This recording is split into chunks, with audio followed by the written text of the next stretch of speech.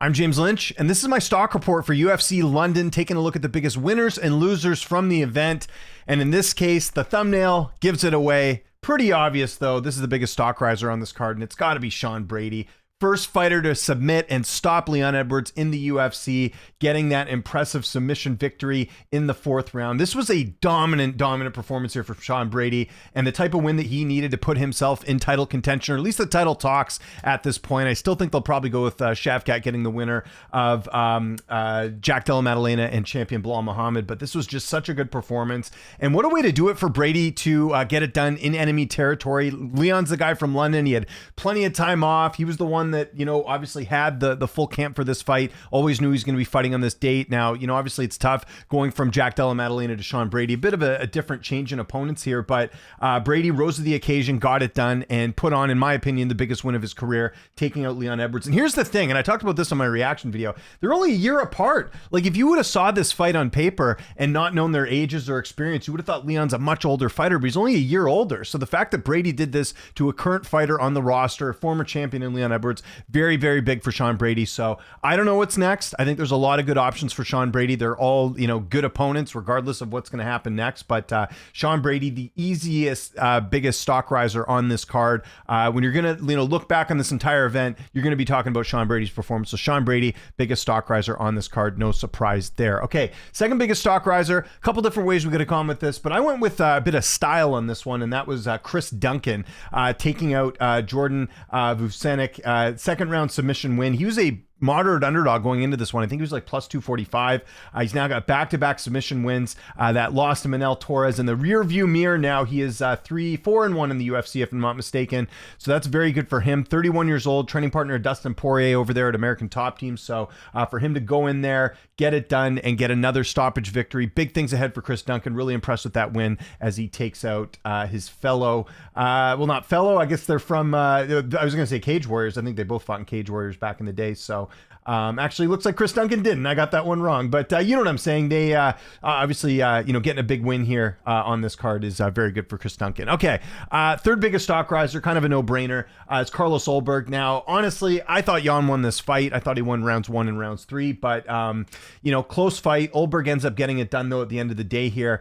His stock goes up just in terms of his positioning in the weight class, right? Like, you beat a former champion in Jan Blachowicz. You're sort of in that talk now of fighting, like, you know, that upper tier, which involves, you know, you got Rakic and you've got, you know, Jamal Hill, Cleo Roundtree, Yuri's in that mix. You got a lot of really good options here for Carlos Ulberg. So whether you thought he won or not, he is now in that conversation with getting a win here over Jan Blachowicz. You know, again, I think it should have gone the other way, but you know, I don't think it was a robbery by any means. I thought it was a close fight, and Ulberg ends up edging this one out. Now he goes out there and he knocks out Jan Blachowicz. We're having a different conversation, but he didn't do that. He wins a close decision in this one. So Ulberg, have to mention him as a stock riser just for the simple fact that he's now in that conversation for some of the contenders in the 205-pound division. So got to talk about that. And then as far as other things, honorable mentions on this card, got to give a shout out to Chris Padilla. Taco getting it done over Jai Herbert in enemy territory. He gets the win there, so that's big for Chris Padilla. He's got a couple fight win streak now, if I'm not mistaken. I think he's at like 3 straight wins or something.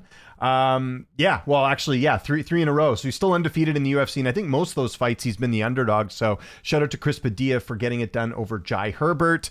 And then another honorable mention, we got to mention Fernandez opening up the card. Really dominant victory over Guram Kutateladze. I mean, this is, I think, one of his best performances in his career, so you got to give a shout out to him for that.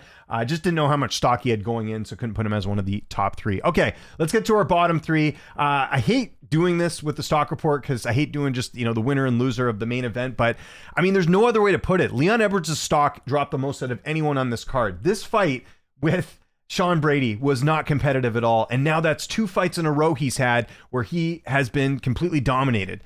And like I mentioned there, he's only 33. So it's like, where does he go from here now? Like, it's weird to say, but I don't think Leon Edwards is a contender in this weight class anymore. He's sort of out of that top 5, you know, conversation at this point, and I think the division's moving along with them. So I have no idea what's next here, but you know, it's one thing to lose a fight, but to get dominated the way he did and get finished, first stoppage loss in his career, it's like Leon Edwards is kind of going backwards. And then if you even want to count the Colby fight, which yes, he won, but not very impressive.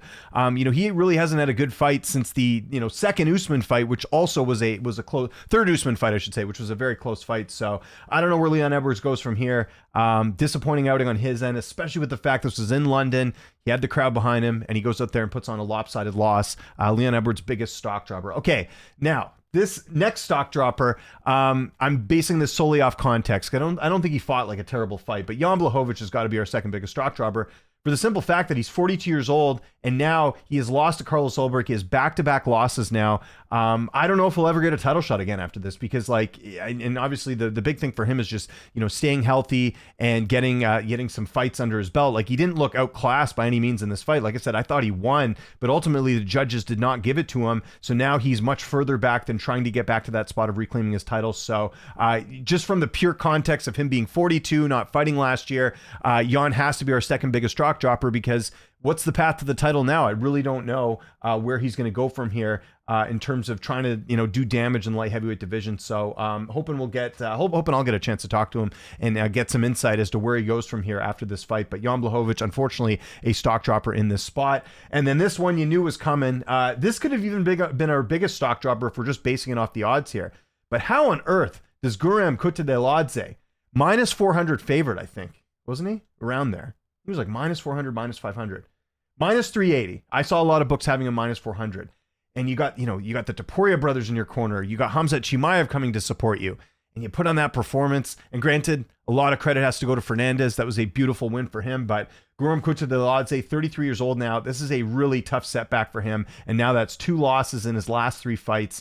Not good here for the Georgian. As he was telling me in our interview, and everything like he had title aspirations, and I mean, this is a huge step back for him. So Guram Kutateladze, unfortunately, because I love interviewing the guy, he's great, but this is just a really, really bad performance here. So his stock drops big time. And again, I'd have to look at the overall odds of the card, but he has to be one of the biggest betting favorites that lost on this card. So Guram Kutateladze, unfortunately, dropping the ball there. Let's do a couple honorable mentions. Morgan Charrier has to be one too. Nathaniel Wood was the underdog. Charrier was the favorite. Doesn't end up getting it done now. He's now dropped a couple fights in his last 4. So tough loss from there. He's 29 years old. His stock drops a bit. And then the other one we got to mention, just because not only did she get finished in the very first round, but she also retired, and that's Molly McCann. Exciting fighter, great career, but ultimately it's come to a point where that's a number of submission losses now in a row for Molly McCann. Absolute character and fun for everything else, but it's fun in terms of what she's done for the UFC. But number of losses now that she's had, a couple key losses. Molly McCann, happy trails in retirement, but obviously her stock's down because she's retired and she lost in the very first round. So I want to know what you guys think as far as your stock risers and stock droppers. Give me your top 3 and your bottom 3. Would love to hear from you guys. Let me know in the comments which way you're leaning on this one. Follow me on Twitter, TikTok, Instagram at Lynch on Sports. My name is James Lynch. Thanks so much for watching, and I'll see you next time.